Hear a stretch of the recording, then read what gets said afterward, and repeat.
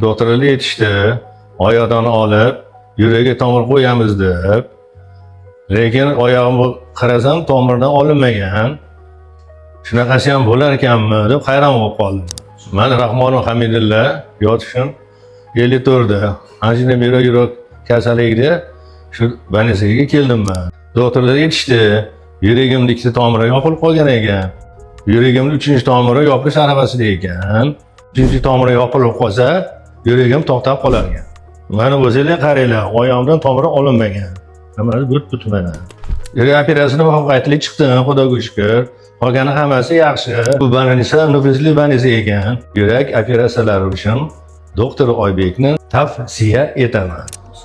Bu turdagi operatsiyalarni bemorlarimizga bajarganimizdan keyin operatsiyadan chiqib hayron bo'lishadi va savol berishadi. Doktor, nega meni operatsiyam o'xshamadimi? Nega oyog'imdan yangi tomir olinmadi?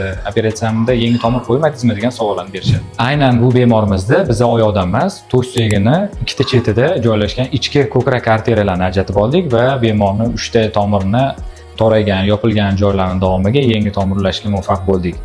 Bugungi kunda dunyo olimlarining yirik tadqiqotlari natijalariga qaraganda, ko'krak ichi arteriyalarini, yurak tomirlarini yangilash uchun ishlatilinishi odatdagi oyoqdan tomir olib yurak operatsiyalarini bajarish operatsiyalariga nisbatan uzoqroq xizmat qilinishi tajribalarda isbotlandi.